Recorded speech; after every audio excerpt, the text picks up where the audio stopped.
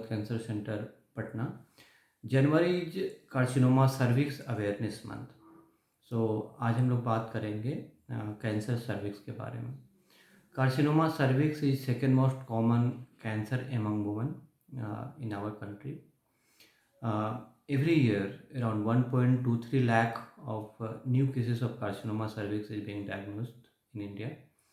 और हर साल पूरे वर्ल्ड में और वर्ल्ड 6 लाख से ज़्यादा कार्सिनोमा सर्विक्स के केसेस डायग्नोस होते हैं और महिलाओं में या 18% के आसपास टोटल कैंसर जो होते हैं वो कार्सिनोमा सर्विक्स की वजह से होते हैं। सो कार्सिनोमा सर्विक्स के क्या क्या रिस्क फैक्टर हैं, इसके क्या लक्षण हैं और इसके रोकने के क्या उपाय हैं और इसका क्या ट्रीटमेंट है, इस पे हम लोग चर्चा करेंगे। So what are the risk factor for carcinoma cervix among women? So most important risk factor is human papilloma virus infection. Human papilloma virus infection की वजह से मोर देन 90% जो कार्सिनोमा सर्विक्स है वह होता है। सो HPV इन्फेक्शन बहुत common infection है। कार्सिनोमा सर्विक्स के अलावा HPV इन्फेक्शन की वजह से एनल कैनाल कैंसर, सी रेक्टम और ओरोफेरेंजियल कार्सिनोमा उसकी वजह से हो सकता है।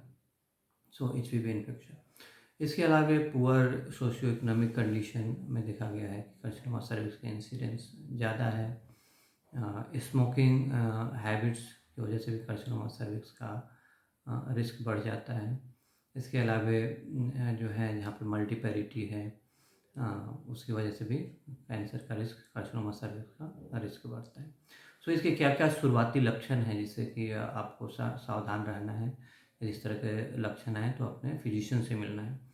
सो ब्लीडिंग या डिस्चार्ज भी यदि किसी को ब्लीडिंग हो रहा है या परवेजाइनल डिस्चार्ज है, फॉलोस्कुलिक डिस्चार्ज है तो यह कार्सिनोमा सर्विक्स का एक लक्षण हो सकता है। पोस्टकॉइटल ब्लीडिंग या स्पॉटिंग। यदि एडवांस स्टेज में बीमारी यदि लोकली एडवांस हो तो फिर पेशेंट को लोअर बैक पेन या लोकल एरिया में पेन हो सकता है। मेटास्टेटिक स्टेज में पेशेंट को बोन पेन वगैरह हो सकता है। इसके अलावा ब्लड लॉस की वजह से एनीमिया जो है कि के लक्षण होते हैं मोस्ट ऑफ द पेशेंट में। और एनीमिया आपको ऐसे ही पता होगा कि आयरन डिफिशिएंसी एनीमिया हमारे देश में बहुत कॉमन है। और कार्सिनोमा सर्विक्स भी एक कारण है जिसकी वजह से ब्लड लॉस होता है और एनीमिया के साथ पेशेंट प्रेजेंट करते हैं। सो ये सब लक्षण हैं। सो इसके रोकने के क्या क्या उपाय हैं? So early screening test available है जिसमें HPV को टेस्टिंग या पैप स्मीयर का टेस्ट किया जाता है। जिससे एक सिंपल टेस्ट है, इससे बताया जा सकता है इस तरह की बीमारी है या नहीं। या HPV विद को टेस्टिंग, जो HPV DNA को टेस्टिंग भी रिकमेंडेड है इस बीमारी के लिए।